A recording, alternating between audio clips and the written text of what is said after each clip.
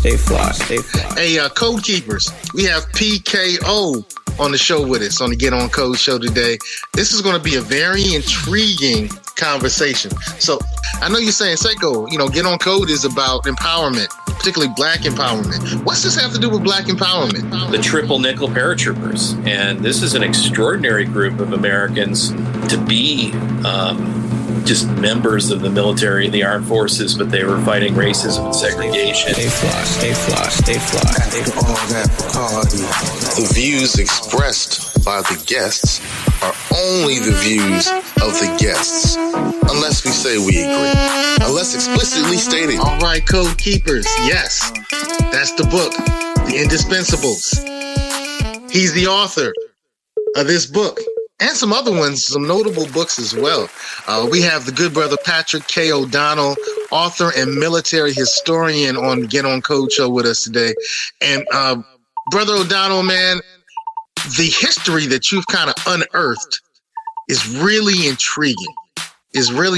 How'd you get so deep into studying military history of all other types of history you could study? I've been into this stuff since I was about 4 years old. My parents, I picked up a book called, trying to remember, the Joyce Kilmer's Diary. It was about this World War I veteran, just kind of in a yard sale or something. And I just got into it. And then I was buying World War II books, World War II magazines. I mean, other kids were reading dinosaur books. I was reading this stuff. And, just kind of been obsessed with it ever since. It's I spend most of my time in the field, if you will, and that what I mean by that is I've been interviewing people. I've interviewed thousands upon thousands of World War II veterans over the last 30 years, and from World War I, World War II, Korea, Vietnam, and then I was in Iraq. I've interviewed Americans from all those generations. And as I mentioned to you earlier, I was one of the first historians to actually interview the Triple Nickel Paratroopers. And this is an extraordinary group of Americans. Sadly, many of my friends in that group, there are a few of them left, but they spearheaded the civil rights movement in many ways in the United States military. These guys were amazing. They were some of the best athletes, some of the smartest minds. I mean, many of these men became doctors after the war and lawyers. And, I was just honored to be in their presence and to interview them. I was one of the first I interviewed hundreds of these guys at their reunions and told their story of, their stories are extraordinary. They were not only fighting to be just members of the military, the armed forces, but they were fighting racism and segregation. They also fought against one of Japan's secret weapons. The Japanese sent aerial balloons over the Gulf Stream that would target the forests in the Pacific Northwest, as well as our industry. They were hoping to catch fire. So these men were smoke jumpers. They jumped in and put these fires out. But they also would later, through their efforts, were the first unit to be integrated into the armed forces in 1948. And, the link to all this is the book that I've written now, which is The Indispensables. And that is a story about arguably one of America's first diverse regiments that included African Americans, free African Americans, Native Americans. There were some Spaniards in the unit, as well as white Americans, rich and poor, fighting side by side in a unified manner, something that would not occur until 1948, when the Triple Nickels would help integrate the armed forces. That's how tragic things were. But these guys... So in many ways, we're going to have to kind of go backwards from the Triple Nickel infantry. They were parachute infantry. They were airborne. What made them unique and elite was that they were jumping out of airplanes, and they were trained to do that. But these guys were an elite unit, and they were hand-picked men that were constantly had to prove themselves, tragically to the military, even though they were really top-notch soldiers and citizens in every way. It's a great story. I tell it in Beyond Valor, and I tell it in their own words. It's an oral history of that whole chapter is dedicated to them and what they did and saw, and it's in their own words. Beautiful. I understand that you were able to kind of get some of the own words when you found out history of the Marblehead Regiment. So let's go back.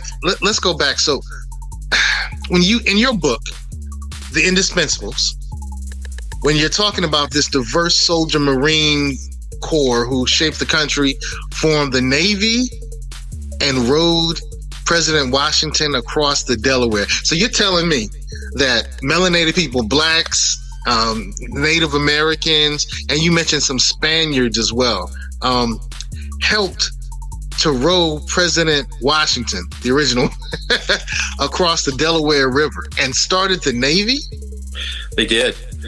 And that's what I think is really extraordinary. And they did it in a manner that made them one of the greatest fighting regiments of all time in American history. It was an extraordinary unit that not only is known for its diversity, but its unity. And I think that's what's unity of purpose. These men were very united in their goal. And it stems from a variety of things. The Marblehead itself was a society that was sort of ahead of its time in many ways. They were part of the earliest abolitionist movement. They despised slavery. And, these men were welcomed in the unit. Not that everything was perfect, it wasn't. But they were the forebears, the pioneers that really led the way in many ways. And they're just extraordinary for their innovation and what they did. And the book has a lot of layers to it. But one of the reasons why these men fought together so well is before the war, they worked together. And what I mean by that is their livelihood was primarily derived from trading with other nations, but mainly through fishing. And they fished what's now known as the Grand Banks. It's about 1,000 miles away from Boston and Marblehead by boat, but it's the most treacherous waters in the world to this day. And these men had to work together as a team and make life and death decisions. So the color of your skin didn't matter. It was about the person next to you, that you could rely upon them. And that experience then translated into the war, the Revolutionary War, where these men would fight together and die together, and really were quite extraordinary. They saved Washington's army. They were known as the 14th Continental Regiment, and they saved the army multiple times. And they also formed the origins of the United States Navy. In the summer of 1775, we did not have a Navy. It was considered impossible to go after the greatest naval power on earth at the time, the Royal Navy. And it was Washington himself, through necessity, that we had a real problem. We didn't have gunpowder at the time. It's nice to have weapons and everything else, but if you don't have any gunpowder, you can't fight. And the British knew this, and they actively tried to disarm us. Most of the early revolution is a political one, but the kinetic or the war begins when the British try to take away our gunpowder and disarm us. And I chronicle all those early operations, which are in the book, and the Marbleheaders play a central role. And Washington needed more gunpowder, and he came up with the idea of potentially going after British transport ships that were laden with gunpowder. And he needed a navy to do that. And it wasn't kind of a navy in a traditional sense, but he wanted to use light cruisers that were swift and fast, that could go after these transports that were vulnerable. And the first naval ship in the United States, before it was even the United States, let me clarify that, this is 1775, is a fishing boat. A fishing boat is repurposed into a ship of war. They mount a bunch of guns on it, and these guys, and in the crews, which are diverse, went after the Royal Navy. And that story is told in here, and it's not an upward climb that's all glorious. In fact, there's a lot of like really wild stories. The first ship that they capture it actually happens to be owned by a congressman that was the British had captured. So they thought that they had got this great prize, when in reality they just captured a ship that was owned by a congressman. Washington immediately saw a problem because he didn't even bother to tell Congress that he was building a navy. So he immediately got that ship back to them. But what happened is the men were so up in arms that there was literally a mutiny, arguably our first mutiny as America. And, that's settled and resolved, and they kept going. But it's fascinating. It's up and down. I mean, they capture some of the greatest prizes of the war. And indirectly, war is also about money. And what happens is quite interesting. The attacks on these British ships, which are commercial ships for the most part, it drives up the insurance rates for the crown. So it's costing them a fortune to protect their ships. And it's costing them money.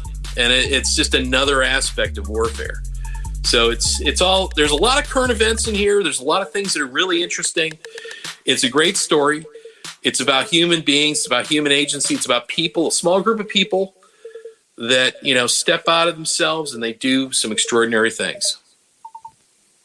Well, how were you able to identify the participants? Because it would seem to me like finding that deep history, people's names and how they served.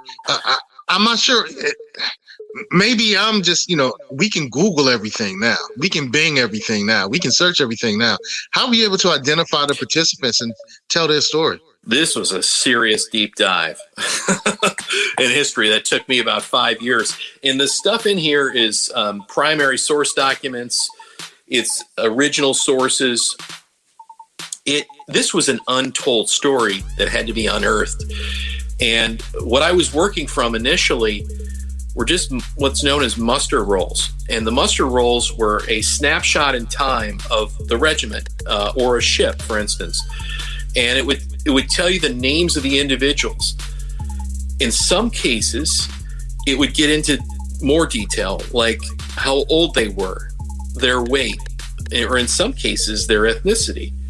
And it was a puzzle to put all these pieces together to sort of, and then I would do basically genealogy on every single individual that I found. And I would pull on the threads and then narrow it down into the main characters of this book. And it's not only, the most famous guy, but it's like I was going after my main characters in many cases were the enlisted men. And the enlisted men always do most of the fighting of our wars too. So I try to tell their story as much as possible. Intriguing. What was one of the most surprising things you've learned as you were doing this research? Oh, I just couldn't believe just some of the people that sort of surfaced in the book and in the connection points. I think the most surprising thing was revolved around three best friends that were doctors. And the doctors in this book play a crucial role. One of them is Dr. Joseph Warren, who is the president of the Massachusetts Congress, who probably would have been maybe our first president had he not been killed on Bunker Hill. He was an incredibly important person and very influential. He was a martyr in many ways. He signs up as he goes to Bunker Hill, and he was promoted to Major General by the Congress. But he went there as a private, and he went there to just fight. And they said to him, you're probably not going to survive. And he said, it doesn't matter. And he was there along with there were African Americans on that hill. There were many people on that hill that would fight and, did some extraordinary things. But Warren and another guy that I have in my book, Dr. Bond, they're really quite extraordinary characters. But the thing that I found most interesting, and this is what makes it like almost a movie, is they both had a very interesting aspect of their medical career. They were resurrectionists. And that is, this is a situation where there wasn't some company or firm that was providing medical bodies for autopsy so that they could study medicine. These guys were going out in the dead of night into a graveyard and literally digging up bodies to unearth them and then to study the bodies for medical purposes. So, I mean, you've got this kind of wild layer to these men. And the third man was Dr. Church, Dr. Benjamin Church. And Dr. Church was liked by both of these men. He was brilliant. He was a poet. He was a songwriter. But he's also General Gage's greatest spy and a traitor. So you've got some really wild kind of dynamics going on here. And this book has got a lot of layers to it. And it tells a story of people that are patriots and then also loyalists and people that jump sides. There's a lot of things going on here. But it's a story. It's a narrative history. It's like a band of brothers. So it's not, it's not a dry, dull book. Let's put it that way. It's right. It allows you to sort of be there. That's what so many people have said to me, that you feel like you're there. You're in the boots of these men and women in some cases too. And that's interesting that you brought up the women, because normally when we think about America's earliest military activity, first of all, we don't think about that there may have been black people and Native American people and Hispanics involved. But to find out that there were women involved is really intriguing. I want to tap into, when I was reading through chapter 17, Tyranny, Victims, and the American Narrative. You got to go a little deeper on this. Go a little deeper. This is a great story. This is a story about Lexington and Concord, and it's a story about the American narrative, which I don't think many people know. Because what's so important is that all of these men were considered traitors to the crown for their activities. They were rebels. What the American narrative is they were also brilliant lawyers, and they were also brilliant in terms of let's call it, it's psychological. I don't want to say psychological warfare, but it's warfare in the sense that they understood how to influence people. These are influence operations. And what I mean by that is, after the Battle of Lexington and Concord, they were very wise. They wanted to influence the British press. So the first thing that they did, it was my guys that were in charge of the operation. They were told to depose all of the British soldiers that they had captured, as well as Americans that were involved in Lexington and Concord. And it's important because the British went out and they tried to disarm us by seizing gunpowder and everything else, and they fired upon Americans. What's not known necessarily still to this day is who fired that first shot. And it was the American narrative that made sure that it was the British that fired that shot. And it was first at Lexington Green. And what we did is we went out and they deposed all these individuals, and they provided the evidence of what happened. And they wrote it all down, and they provided a couple newspaper articles. And then they knew that General Gage was trying to do the exact same thing, but he was providing it in his narrative that maybe we were the aggressors and not the victims. And what we found is the fastest ship that we can find. And that's an extraordinary story that's not very well known. And we beat the British by over 2.5 weeks. And that story, the American narrative, when it hit the London newspapers, changed the world overnight. Wow. Propaganda wars. It was, but in many ways, we were just telling the truth. But it was from our perspective and our bend, if you will. And we really understood, the founders really understood the importance of being the victims in this case, because they were the aggressors in pretty much every way by disarming us. And what is a fact is the second incident at Concord Bridge, the British did indeed fire first, and they were the aggressor there for sure. But that first shot at Lexington Green, still to this day, we don't know exactly if it was an accidental discharge, if it was an American that fired it, or if it was a British soldiers. But what it did do is that night, many Americans were killed at the hands of the British. And then it was an incredible story of, the British had to somehow get back to Boston, and they had to go through a gauntlet of Americans to do it. And that's a pretty epic story as well. Wow. I was just showing your website, and the thing I find really intriguing is you have a number of books. So, it says that you're the author of 12 books. That's a feat into itself. And it looks like it's all dealing with the military. Yeah, I've written 12 books, beginning, with the American Revolution and going through the Battle of Fallujah. 7 on World War II, 2 on the Revolution, 1 on the Korean War. It's spanned the gamut, and I've been doing this for 22 years as a full-time author and historian. Wow. I want to kind of get back to the fact that there were Native American and there were, African descendants who participated in this Indispensables, the Marblehead soldier Marines. Why do you think that Native Americans and, Africans would participate, particularly when George Washington didn't have the best history of reportedly appreciating Blacks or Native Americans? There was a lot of, artwork that's been popping up, and there's been a lot of talk about how, some of the things that our first president did were not favorable to the melanated.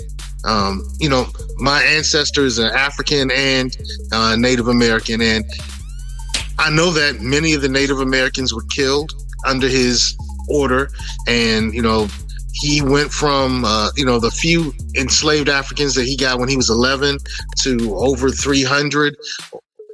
It just doesn't seem to me like, and I might be looking through 2021 eyes and 2021 mentality, but what drew these people to work with a George Washington or with our Navy when it was so troublesome in our time? Well, I think it's really important not to necessarily look through things through the lens of today, but look at it in a different manner. And what we find is that world in the 18th century is a lot more diverse and unique and not monolithic at all. In fact, it's quite an interesting world. And you have entire tribes, for instance, that fight for America, such as the Stockbridge Indians. And there's a lot of things that I think a lot of people don't know that are really quite extraordinary.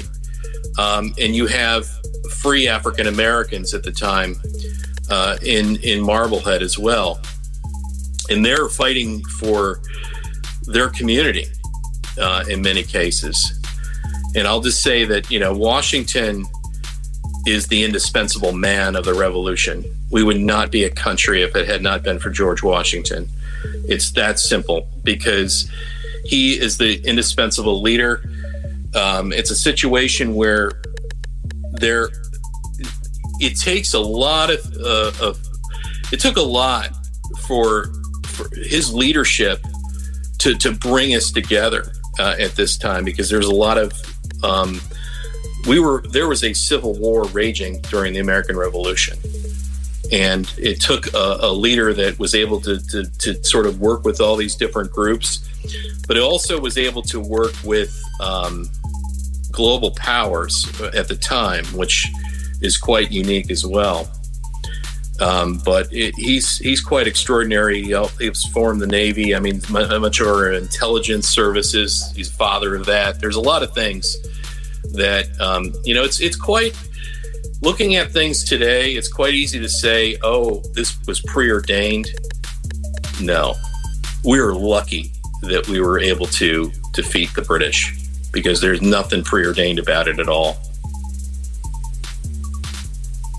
Yeah, I've read a lot of things that talk about how he was, pretty much a man of his time, and it's kind of interesting to me, because as I grew up, I was always taught by my family, particularly my parents, that we should always speak highly of George Washington and the founding fathers, but behind closed doors, they were not our friends. And so I've always had a push and a pull when I've read information like this. I would say you're right. It's kind of hard to look at things that happen historically through current lenses.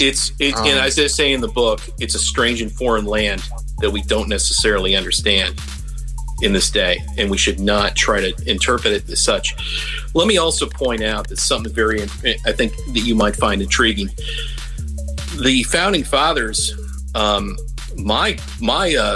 Marblehead Regiment, for instance, they were the spearhead of the abolitionist movement, which is to abolish slavery. And it was Massachusetts that abolishes slavery in 1783. And these guys are really, in many ways, the spearhead of that movement. And, I think that's a really important concept to understand.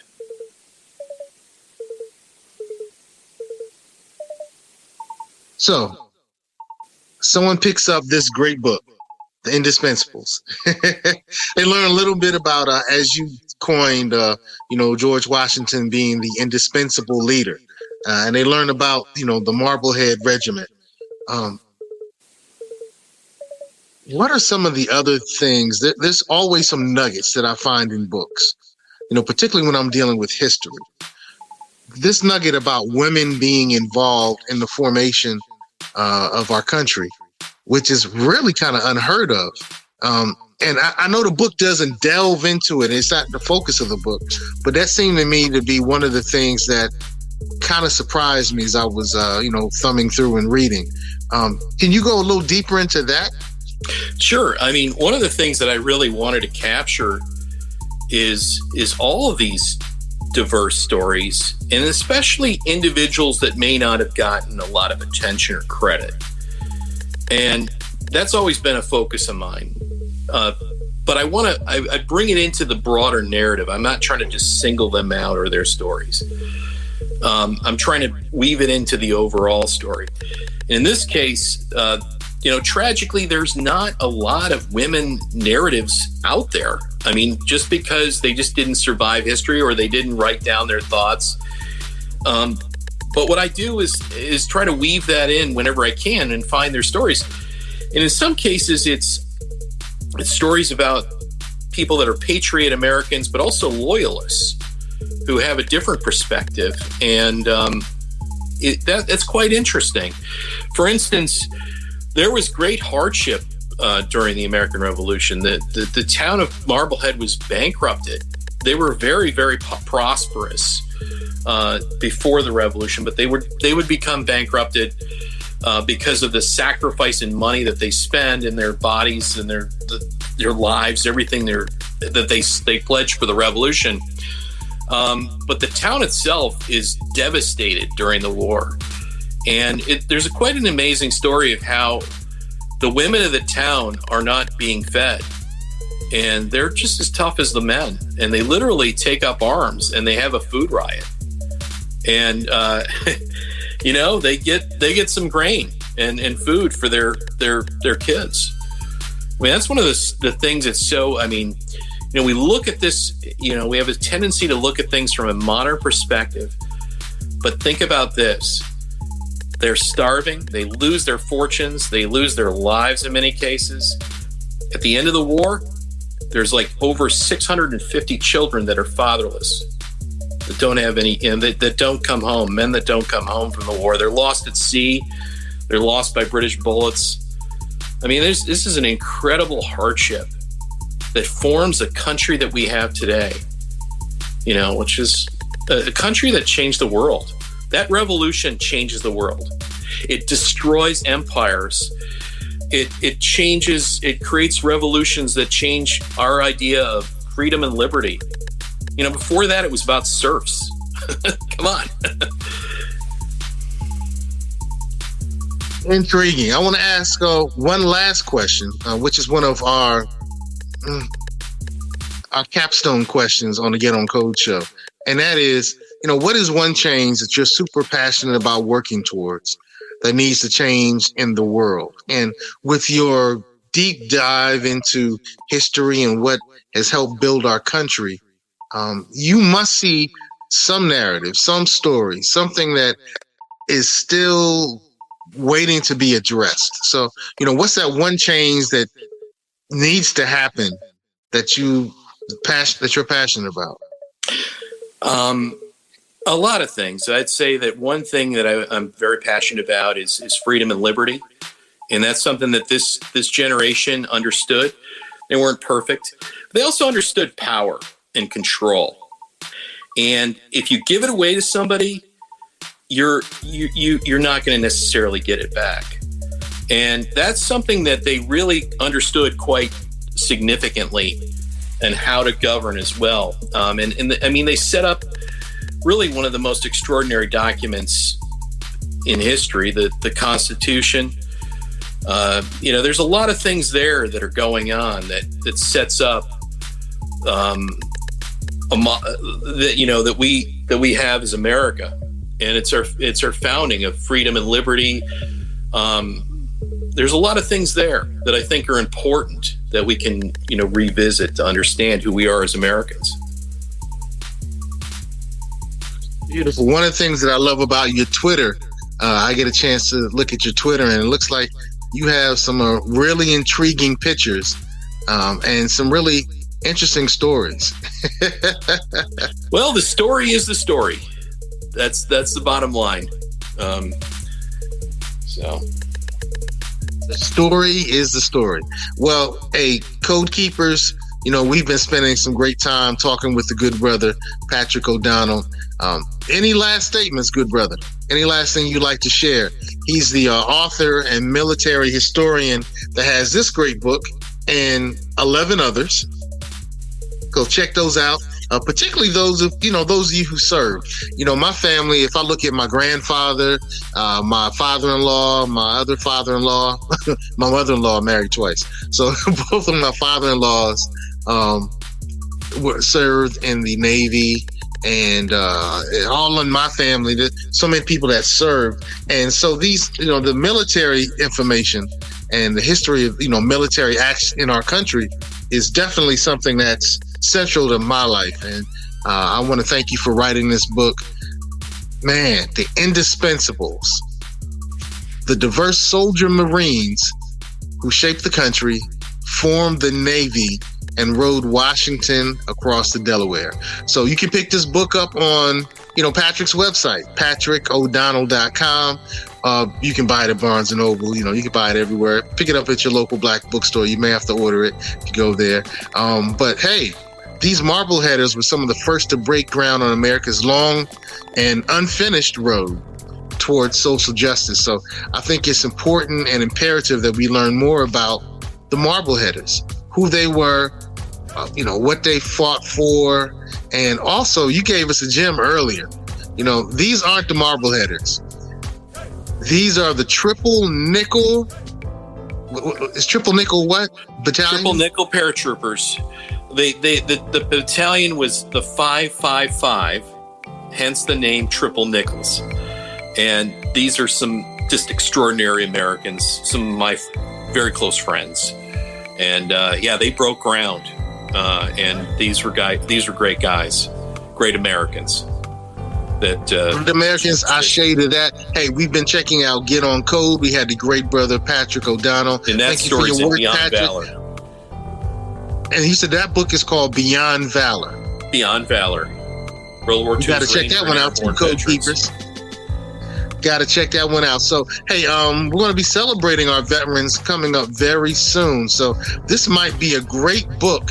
This might be a great book for the veteran in your life. But definitely do the math and do the science and do the history on the Triple Nickels. I'm going to do a deep dive on that. Brother Patrick, we thank you for being on Get On Code. Thank you so much for having me. Thank you. Hey, man, I'm so blessed that you were able to participate. But Get On Code, teach the code, become the code, and our code is empowerment. And, thanks, Emmanuel. Thanks for checking us out. And Patrick, have a great day, brother. You too. Stay fly, stay fly, stay fly, stay fly, stay fly, stay fly, stay fly, stay fly. The views expressed by the guests are only the views of the guests, unless we say we agree. Unless explicitly stated. Stay fly, stay fly, stay fly, stay fly, stay fly, stay fly.